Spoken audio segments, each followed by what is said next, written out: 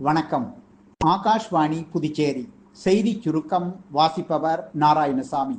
நாட்டில் உள்ள 140 கோடி மக்களின் பங்களிப்பு, ஆற்றல், பல்துறை வளர்ச்சி ஆகியவற்றால் இந்தியா வேகமாக முன்னேறி உள்ளது என்று பிரதமர் திரு நரேந்திர மோடி தெரிவித்துள்ளார். பொருளாதார வளர்ச்சி தொடங்கி சமூக மேம்பாடு வரை அனைத்தும் மக்கள் நலன் சார்ந்த நடவடிக்கைகளாக கருதி முன்னுரிமை அளிக்கப்பட்டு முழுமையான மேம்பாட்டை நாடு கண்டுள்ளதாகவும் பிரதமர் கூறியுள்ளார். கடந்த 11 ஆண்டுகளில் சேவா, சுசாசன் போன்ற கரீப் கல்யாண் திட்டங்களால் வடகிழக்கு மாநிலங்களில் சிறந்த வளர்ச்சி ஏற்பட்டுள்ளதாகவும் முன்னேற்றத்தின் அடையாளமாக அப்பகுதிகள் உயர்ந்து நிற்கின்றன என்றும் மத்திய அரசு தெரிவித்துள்ளது.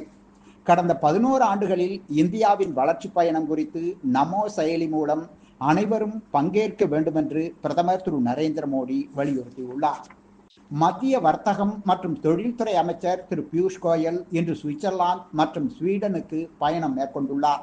இருதரப்பு வர்த்தகம் மற்றும் முதலீட்டை மேம்படுத்துவதற்காக சுவிட்சர்லாந்தில் உள்ள உலகளாவிய தலைமை நிர்வாக அதிகாரிகள் மற்றும் தொழில்துறை தலைவர்களுடன் அவர் ஆலோசனை நடத்த உள்ளார். புதுச்சேரியில் தேசிய விதான் செயலியை மத்திய தகவல் ஒலிபரப்புத்துறை இணையமைச்சர் டாக்டர் எல் முருகன் இன்று துவக்கி வைத்தார். அப்போது பேசிய அவர், பிரதமர் மோடி அரசின் 11ஆம் ஆண்டு நிறைவை ஒட்டி பெருமிதம் தெரிவித்தார்.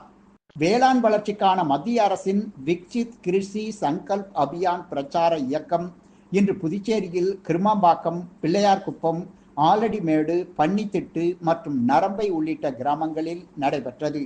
இத்துடன் இந்த செய்தி சுருக்கம் நிறைவு பெறுகிறது. வணக்கம்.